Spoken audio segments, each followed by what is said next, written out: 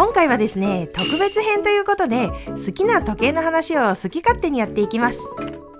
いや、いつもやってるのと同じじゃねえかはい、ということなんですけれども、好きな時計の話ということで、この前とあるモデルの実機を見る機会があったので、その感想とかを話したいんですね。で、まず結論、ショパールの LUC1860 傑作。この思いを強くしたんです、ガチで。いやー、めちゃくちゃ良かった。変な話、今更かもしれないですけど、良かったですね。なんか話が進んでないって怒られそうなので、もう少し感想を。まず言いたいのが、存在感がすごい。これなんですよ。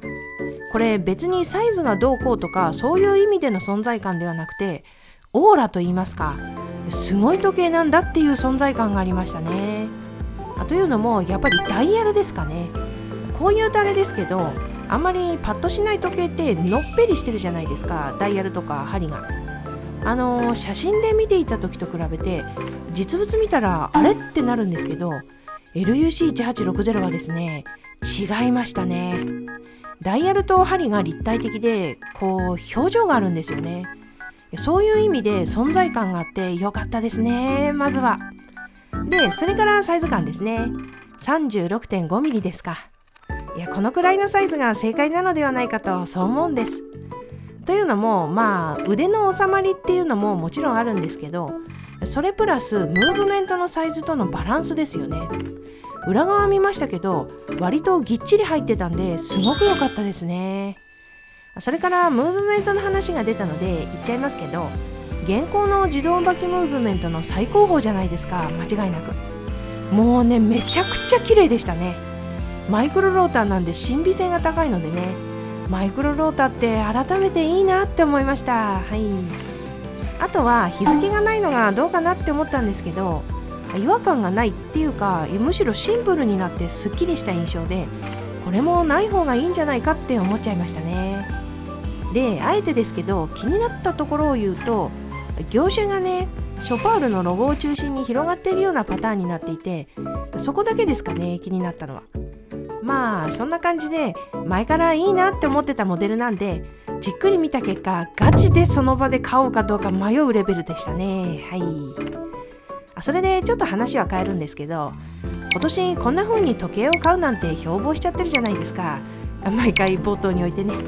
なのにもう今年も半分以上過ぎちゃって、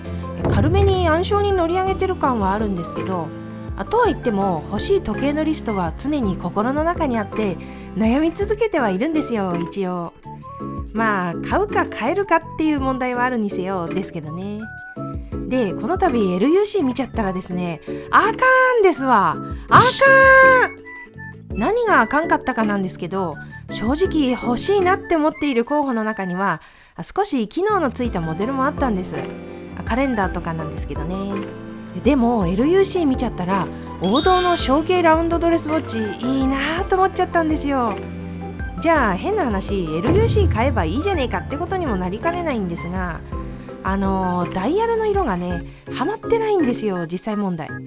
もっと定番的な色味だったらいいんですけどね。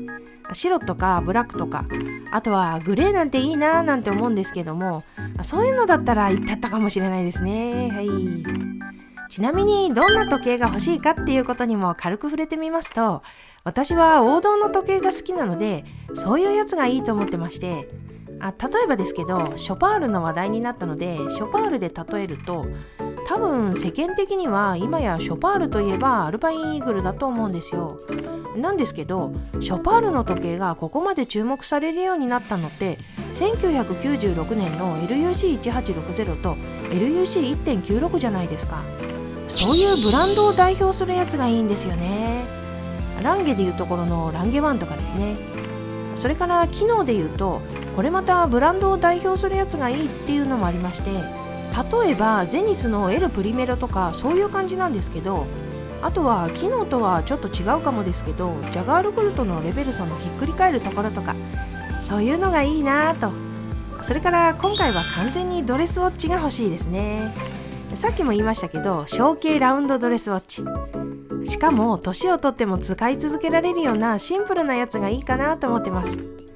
てなった時に候補としていろいろ出てくるわけですが、もちろん必ずしもこの条件に完全に合ってるってものばかりではないんですけど、いくつかいいなと思うモデルもありつつ、それはまだ私の心の中に留めておこうかと思います。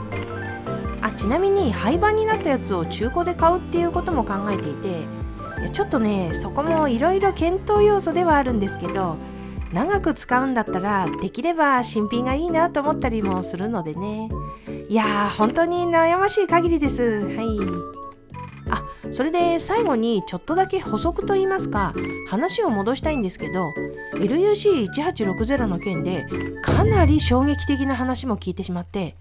それというのもですね、このモデルどうやらもう廃盤が決まってるらしいですね。いや早すぎー2023年に登場したばっかりですよね。もっとカラー展開してくれるって期待してたのに、そのうち増産するって言ってたのに、軽めにショパールに裏切られた気分ですね。いや逆恨みもいいとこなんだわはい。なんだかね、ジュネーブシールを取得するのが大変らしいという話も聞きますし、生産コストが高いみたいでやめちゃうとかなんとか。いやこの商業主義的ムーブに嫌気がさして一人海辺に佇みましたよ。でも一時であってもこの傑作を復活させてくれたというのは素直に感謝をしなくちゃいけないですね。ショパールありがとう。ってことでね、いろいろあっち行ったりこっち行ったりみたいな雑談形式になってしまいましたけれども、私が言いたいのは一つですね。それを言い放って終わりにしたいと思います。時計が欲しい。本編ではもったいぶって言わなかったですけど、例えば欲しいなと思う時計のうちの一つの話をしますと、パテックフィリップのカラトラバなんですよね。でその中でもこれ 7200R、 いや買えるかどうかは置いておいていいなーなんて憧れているんですけど、というのも王道の小径ラウンドドレスウォッチじゃないですか。私ブレゲ数字が好きなのでインデックスに関してはかなり好みですし、あと針もスペード針でブレゲ数字との相性も抜群だと思うんですよ。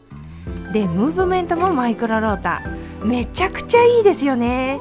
2芯でかなりドレッシーにはなっているんで上品に使えるのではないかと、そんなことを思ってるんですよね。でですよ、今定価いくらなんだろうと思って調べてみたんですよね。確か前見た時は定価が360万円くらいだったはずなんだけど、で今は539万円、高すぎるっぴー。